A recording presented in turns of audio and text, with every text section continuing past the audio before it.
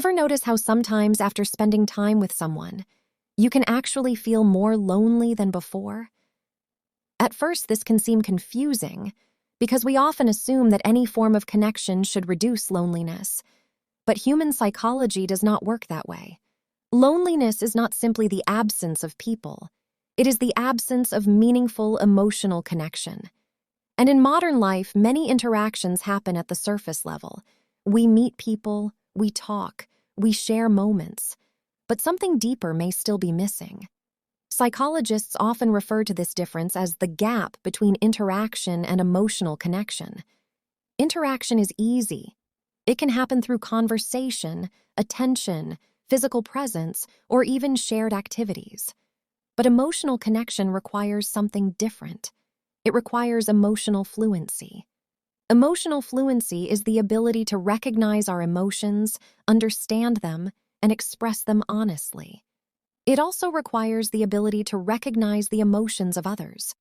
Without this emotional awareness, many connections remain superficial. Two people may spend time together, yet never truly understand each other's inner experience.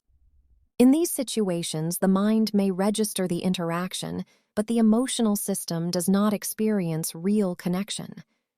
That is why some people leave social interactions feeling unexpectedly empty. Not because the interaction was negative, but because the deeper emotional layer was never reached. In modern culture, this pattern has become more common. Technology allows us to communicate constantly. Messages are exchanged, photos are shared, conversations happen throughout the day. But constant communication does not always create emotional closeness. Sometimes it creates the illusion of connection without the substance of it. When people rely only on surface interaction, loneliness can quietly remain. This is why emotional fluency plays such an important role in relationships. Emotional fluency allows people to express vulnerability, curiosity, and genuine interest in another person's experience. It creates a space where people feel seen, heard, and understood. And this experience is what truly reduces loneliness. Because loneliness does not disappear simply when someone is present. Loneliness begins to dissolve when someone feels emotionally recognized, when another person can see beyond the surface and connect with the deeper emotional reality of who we are. Understanding this difference between surface interaction and emotional connection can change how we approach relationships.